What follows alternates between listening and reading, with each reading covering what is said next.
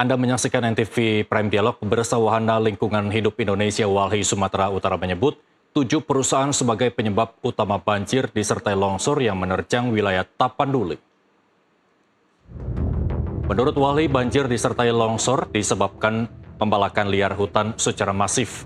7 perusahaan yang masuk daftar hitam Walhi dituding merusak ekosistem harangan Tapanuli di wilayah Batang Toru yang merupakan salah satu bentang hutan tropis esensial terakhir di Sumatera Utara. Secara administratif, harangan Tapanuli Batang Toru terletak di wilayah Tapanuli Utara, Tapanuli Selatan, dan Tapanuli Tengah.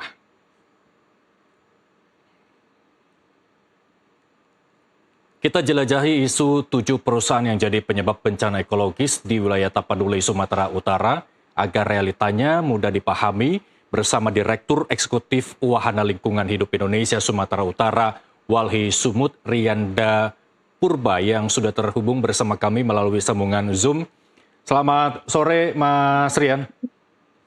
Ya, selamat sore, Bang. Terima kasih bergabung telah bersama kami di NTV Prime Dialog. Sebelum kita bahas 7 perusahaan yang Walhi sudah rilis terkait hal ini, apakah Walhi sebelumnya pernah mengungkap potensi bencana akan terjadi di Sumatera Utara? Dan bagaimana kemudian respon yang didapat Walhi dan apa yang kemudian harus dilakukan untuk mencegah ini terjadi pada saat itu? Nah, yang pertama kita sudah merespon ya dalam kurun waktu 10 tahun terakhir beberapa ancaman kerusakan lingkungan sejak lama ya kita lakukan itu. Seperti misalnya kita merespon pembangunan infrastruktur PLTA Batang Toru yang juga kita sampaikan selalu kepada publik, kepada pemerintah, itu akan dampak bencana banjir, erosi, longsor di masa depan. Nah ini juga selalu kita sampaikan, begitu juga dengan misalnya pertambangan emas tambang PT Agincourt Resource yang turut juga berkontribusi pada pembukaan dan perluasan areal eksploitasinya ataupun untuk pembangunan infrastruktur barunya begitu. Baik, Mas Rian, sebelum saya menanya lebih lanjut, apa peran dari masing-masing perusahaan ini dalam kerusakan ekosistem di Sumatera Utara untuk memperjelas perbandingan antara faktor alam dan manusia menurut Walhi, bagaimana hitung-hitungannya? Nah, hitung-hitungan kita jelas gini, Bang. Kita sadar ada misalnya cuaca yang terus-menerus hujan dalam kurun waktu seminggu terakhir November kemarin. Khususnya di wilayah Kabupaten Tapanuli Selatan, Tapanuli Tengah, dan Tapanuli Utara. Nah, ini merupakan wilayah yang dampaknya paling parah. Nah, hubungannya adalah bahwa wilayah kabupaten tersebut ditopang oleh ekosistem penting, ekosistem Batang Toru atau harangan Tapanuli. Nah, di sini ekosistem ini sampai hari ini dan sejak lama diprioritaskan untuk kepentingan banyak pembangunan dan investasi. Nah, sehingga banyak agenda pembukaan lahan untuk aktivitas-aktivitas ekonomi yang eksploitatif tersebut. Nah, ini kemudian yang merusak kurang lebih 2.000-an hektar dalam kurun waktu 10 tahun terakhir.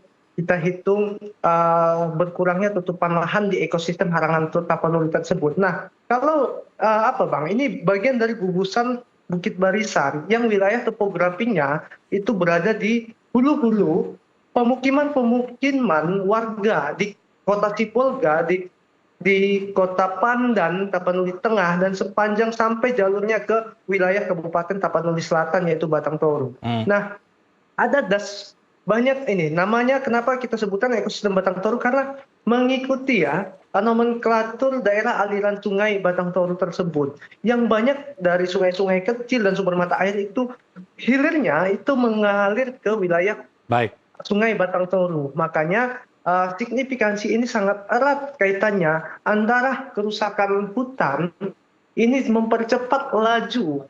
Jadi gini, kawasan DAX tersebut yang hutannya rusak tidak mampu lagi mendukung menampung air.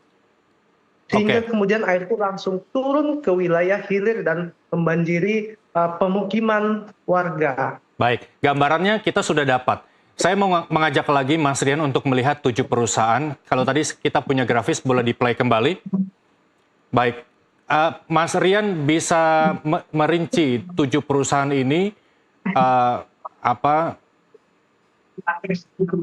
kegiatan-kegiatan yang memang menurut Walhi ini merusak. Apa saja boleh dirinci? Silakan. Yang pertama itu pertambangan emas. Nah, yang kedua itu PT Ageng Perusahaan Tambang Emas ya. Oke. Nah, kemudian juga PT NSHE merupakan perusahaan energi pembangkit listrik tenaga air. Begitu juga dengan PT Sol pembangkit listrik tenaga geotermal, dan ada PLTM yang ada di Pahai Julu. Ini juga pembangunannya berada di lereng-lereng, Bang. Nah, jadi mengeksploitasi wilayah lereng dan bahkan badan sungai tersebut turut dibersihkan untuk infrastrukturnya. Ini kita duga keras kayu-kayu juga berasal dari proses pembangunan infrastruktur perusahaan energi tersebut, Bang. Makanya di video ini juga kita lihat di wilayah proyek PLTA salah satunya yang juga ada aliran-aliran kayu yang terbawa banjir, dan sebagian besar itu kayu yang bekas potongan ya, Bang. Baik, jika aktivitas mereka memang merusak lingkungan begitu, apakah tidak tercium oleh pihak-pihak yang bertanggung jawab untuk mengawasi aktivitas para perusahaan di wilayah sana, Mas Rian?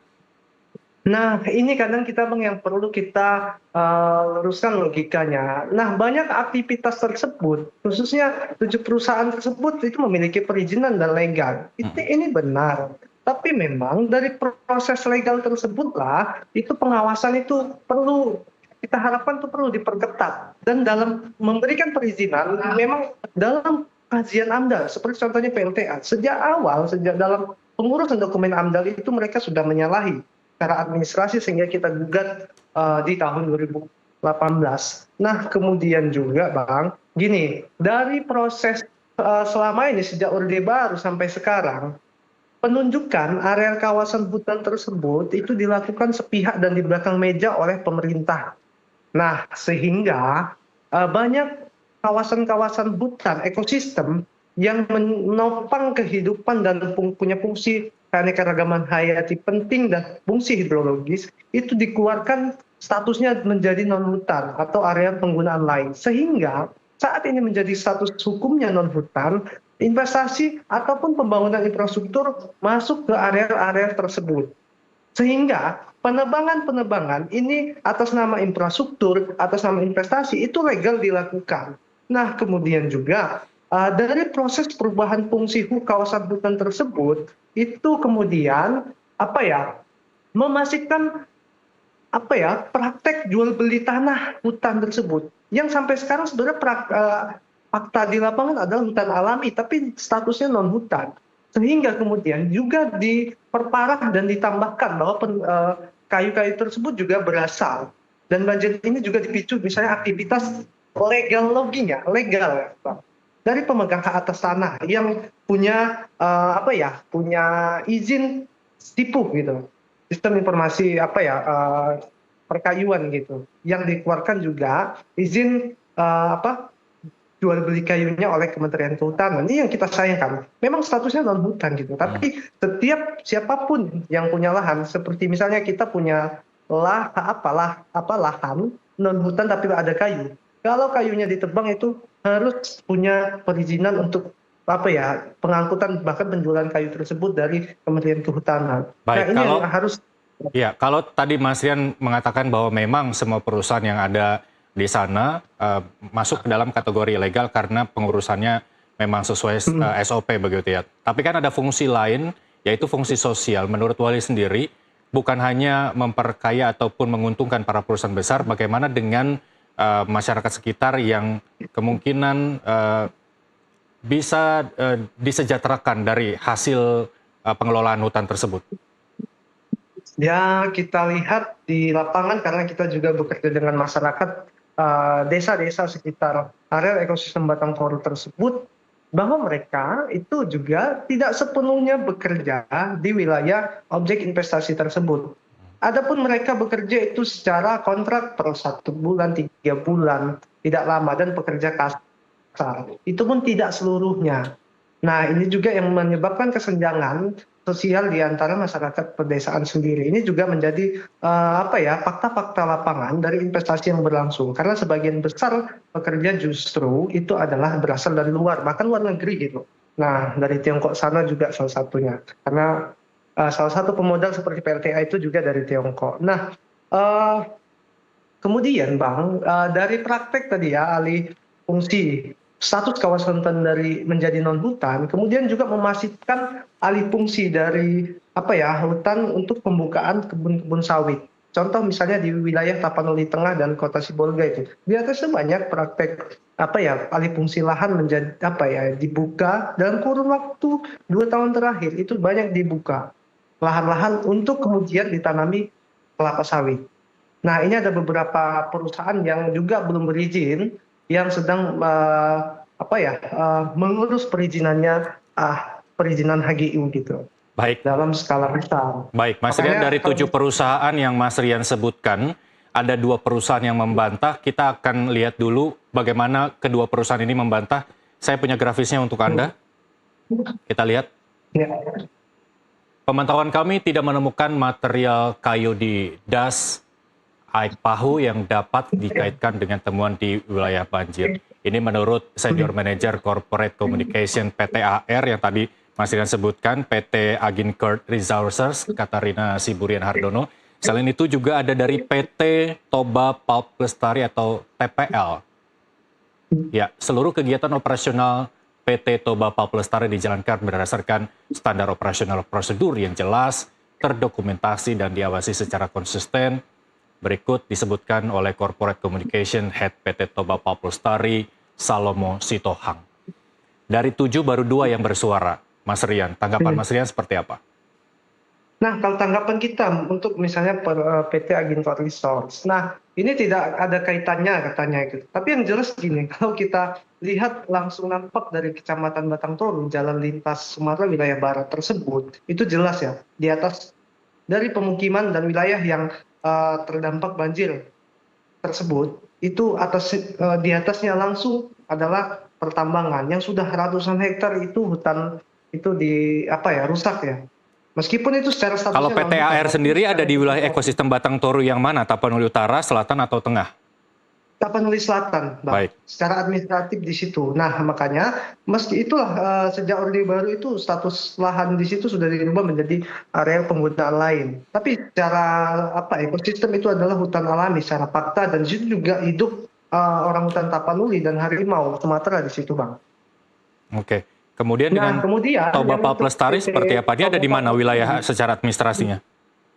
Nah, secara administrasi juga berada di wilayah banyak ya, Bang. Ada di kalau tahu kita itu sekitar di 8 kabupaten di Provinsi Sumatera Utara, salah satunya ada di Tapanuli Selatan, di Oke. hulu dari sungai di dasnya Batang Toru ini. Oke. Nah, kenapa misalnya kita katakan turut berkontribusi? Karena gini, Bang, ada perubahan status hutan. Nah, kebanyakan yang di wilayah selatan yang kita duga ini adalah aktivitas kemitraan antara hutan tanaman industri PT TPL itu dengan dengan lahan-lahan PHAT, pemegang hak atas tanah ya, warga. Nah, jadi sehingga lahan-lahan yang sudah statusnya bukan hutan itu kerjasama perkebunan kayu rakyat itu mempengaruhi dan merubah tutupan alami, hutan alami menjadi tanaman monokultur eukaliptus. Ini yang juga memang turut berdampak di wilayah Tapanuli Selatan dan di wilayah dasnya itu merubah tutupan lahan dan lanskap hutan di wilayah Tapanuli Selatan. Baik, Gitu, Bang. baik Mas Rian, ini baru 2. Mungkin kalau nanti ada 5 perusahaan lagi yang menyatakan bahwa mereka bekerja sesuai standar operasional prosedur, tapi paling tidak apa yang kemudian direferensikan oleh Walhi terkait dengan upaya perubahan tata kelola pemanfaatan hutan oleh 7 perusahaan ini? Gimana, Bang? Mas Rian, tadi kan baru ada 2. Terus kemudian paling tidak ada 5 lagi yang memang mereka belum menyatakan sikap bahwa mereka bekerja sesuai standar operasional prosedur. Tapi paling tidak dari Walhi, apakah punya referensi untuk kedua perusahaan yang sudah menyatakan penolakan terhadap berkontribusi terhadap kerusakan hutan? Paling tidak apa langkah untuk melakukan perubahan tata kelola pemanfaatan hutan yang jauh dari kata merusak ekosistem?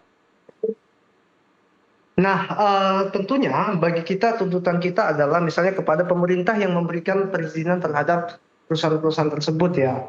Nah, harapan kita memang ini dilakukan evaluasi menyeluruh terhadap perizinan-perizinan baik itu di kawasan hutan ataupun yang statusnya non hutan yang menjadi wilayah-wilayah tangkap air agar tidak terjadi banjir di masa depan. Nah, tuntutan kita selalu memang bagaimana perusahaan ini bisa dicabut izinnya oleh pemerintah karena juga tidak berkontribusi langsung terhadap masyarakat lokal. Oke, Walhi Nah, sudah ini memberikan tentunya rekomendasi itu, referensi itu kepada pemerintah, dan bagaimana respon pemerintah? Bang.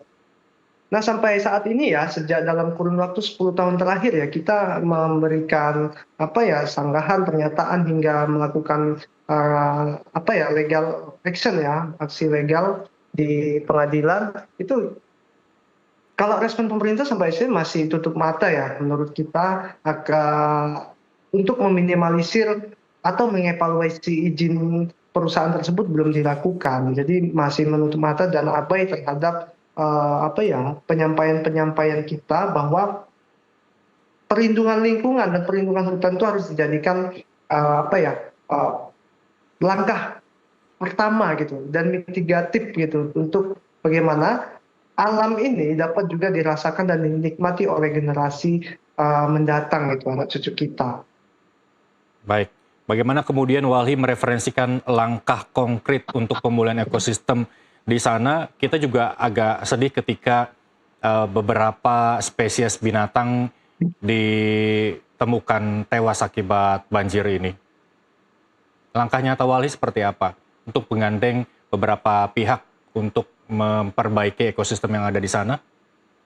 Nah, langkah kita itu selalu bekerja sama dengan masyarakat lokal, pemerintah desa, dan juga tidak menutup kemungkinan kita selalu bersama-sama mendorong bagaimana perlindungan ekosistem melalui perencanaan tata ruang dari wilayah desa, kabupaten itu secara partisipatif. Nah, misalnya dengan pemerintah Kabupaten Tapanuli Tengah dan mungkin bisa pemerintah kabupaten yang dua lainnya itu turut dan atau yang wilayah sekarang terdampak banjir itu sama-sama kita mendorong pemerintah pusat untuk memberikan pertama itu dari segi kebijakan ya perlindungan khusus terhadap wilayah-wilayah tangkap air, wilayah das dan wilayah ekosistem penting di Sumatera Utara. Yang kedua itu bagaimana selama ini kan kita bekerja dengan masyarakat pemanfaatan hutan secara adil dan lestari. Nah, agar misalnya gini, tohnya warga di sekitaran sana, Bang, itu aktivitas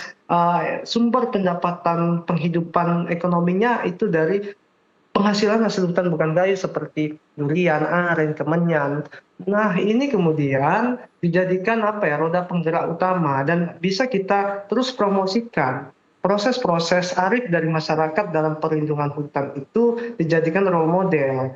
Nah, ini juga baik dari sisi aturan di tingkat desa hingga kemudian langkah mitigasi untuk menghindari banjir di masa depan. Misalnya dengan restorasi berbasis masyarakat. Artinya restorasi partisipatif yaitu pemulihan lingkungan dan ekosistem dengan menanam pohon untuk seluruh wilayah areal-areal sekitar hutan. Baik. Mas Dan Rian, area-area yang terdampak banjir saat ini ya. Dari rekomendasi yang Anda sampaikan ini seluruhnya tertuju pada pemerintah pusat. Padahal di sana ada pemerintah daerah, dalam hal ini pemerintah Provinsi Sumatera Utara. Apakah menurut Anda Sumatera Utara pemerintahannya sudah tidak sanggup menangani bencana ini sehingga banyak desakan bahwa bencana ini masuk ke dalam bencana nasional begitu? Ya, harapan kita justru gini, pemerintah kabupaten dan provinsi juga selalu kita bagian yang kita kita desak gitu untuk misalnya bagaimana perlindungan hutan dan lain sebagainya. Nah, karena kontribusi mereka adalah misalnya dalam dalam memberikan rekomendasi izin-izin dan lain sebagainya itu juga. Tapi yang jelas, kenapa misalnya penting agar bencana ini jadikan statusnya ditingkatkan menjadi bencana nasional karena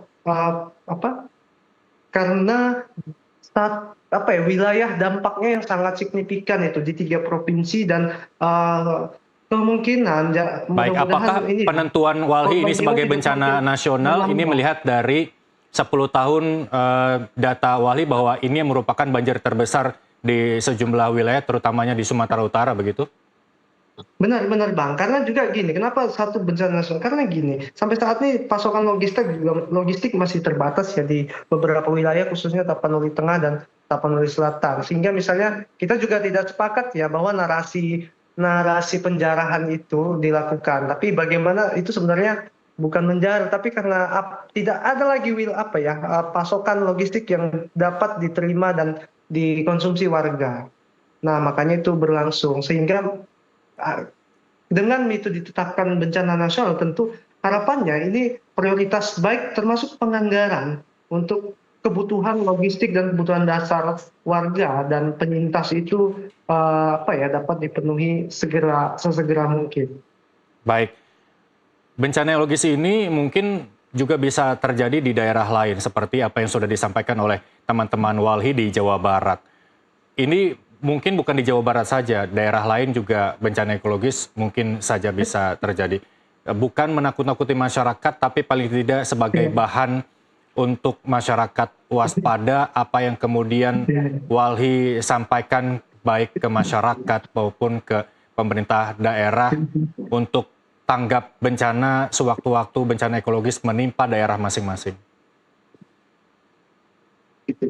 Ya, nah tentunya ini semua pembelajaran bagi khususnya pertama pemerintah dan juga bagi kita sebagai individu dan warga negara untuk turut serta dalam misalnya bagaimana sama-sama kita turut menyuarakan. Yang pertama, segala praktek pengerusakan hutan baik legal atau ilegal kita bisa bersuara. Contohnya misalnya kita sudah ada perlindungan hukum anti slap ya, pasal 66 di Undang-Undang Lingkungan yang turut mengedepankan kepentingan orang yang siapapun yang membela kepentingan lingkungan itu tidak dapat dikriminalisasi.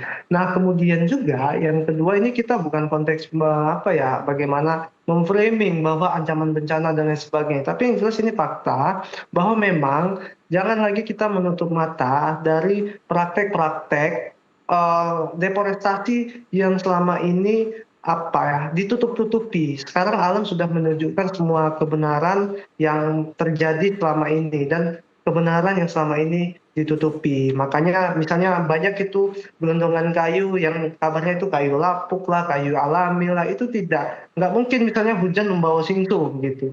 Jelas itu nampak potongan kayu itu adalah praktek dari yang praktek masif dan terorganisir. Begitu. Baik, Nah, terakhir. makanya pemerintah harus melakukan evaluasi seluruh perizinan yang ada di sana. Kalau bisa pun dicabut izinnya dari hasil evaluasi tersebut dan kemudian itu melakukan penegakan hukum yang adil dan tegas itu terhadap oknum-oknum baik legal ataupun ilegal yang merambah hutan ataupun non-hutan di wilayah daerah aliran sungai. Baik, itu rekomendasi Walhi terhadap 7 perusahaan yang menurut Walhi ini berpengaruh terhadap bencana yang di Sumatera Utara ya. Baik, terima kasih Riandra Purba, Direktur Eksekutif Walhi telah bergabung bersama kami. Kita bertemu di lain kesempatan, salam sehat dan sampai jumpa. Ya, salam sehat. Sampai jumpa. Dan pemirsa TV Prime Dialog masih akan kembali usai jeda. Kami rehat. Kami kembali sesaat lagi.